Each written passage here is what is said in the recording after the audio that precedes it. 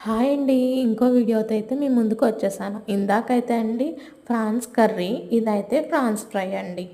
ఇందాక వీడియోలో చెప్పా కదండి, ఇన్ కేసు సండే నేను నాన్ వెజ్ కానీ వండకపోతే మా ఆయన గారిని ఉపవాసం ఉంచేస్తానని చెప్పి, ఇన్ కేస్ నేను ఉపవాసం ఉంచుదామని చెప్పి చూసినా ఆయన మాత్రం బయటకైనా వెళ్ళి నాన్ వెజ్ తినేస్తారు సండే.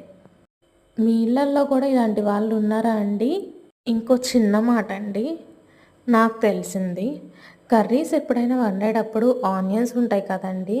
మనం గ్రేవీ కోసం ఆనియన్స్ ఎక్కువ వేసుకుంటే స్వీట్ అనేది వచ్చేస్తది.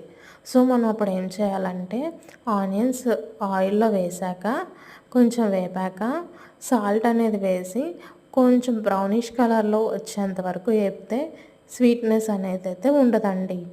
ఫస్ట్ మూత పెట్టి మగ్గిచ్చాక నెక్స్ట్ మూత తీసి బ్రౌన్ కలర్ వచ్చేంత వరకు ఫ్రై చేసుకోండి. అప్పుడు కర్రీ అనేది స్వీట్నెస్ అనేది ఉండదన్నమాట. మనం ఎప్పుడైతే వైట్‌గా ఉంచేస్తామో అలానే వైట్‌గా ఆనియన్స్ అనేవి అలానే వైట్‌గా ఉంచేస్తామో అప్పుడు స్వీట్నెస్ అనేది వస్తుంది కర్రీకి. నేను గ్రేవీ కర్రీస్కి అయితే బ్రౌనిష్ కలర్ వచ్చేంత వరకు వేయిస్తానండి. నెక్స్ట్ నార్మల్గా ఫ్రై కర్రీస్కి అయితే ఇంకొంచెం డీప్ బ్రౌన్ కలర్లోకి వచ్చేంత వరకు ఫ్రై చేస్తాను. అంటే అక్కడక్కడ వైట్గా ఉంటుంది, కొన్నేమో డీప్ బ్రౌన్ కలర్లో ఉంటాయి. ఇలా ట్రై చేసి చూడండి. ఇలానే నాకు తెలిసిన చిన్న చిన్న ఇన్ఫర్మేషను, చిన్న చిన్న టిప్స్ షేర్ చేస్తూ ఉంటాను. చూస్తూ ఉండండి మన ఛానల్ని.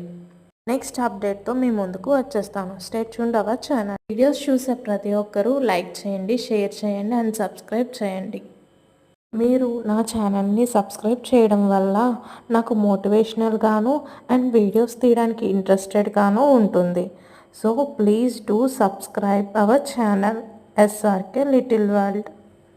థ్యాంక్ యూ సో మచ్ అండి.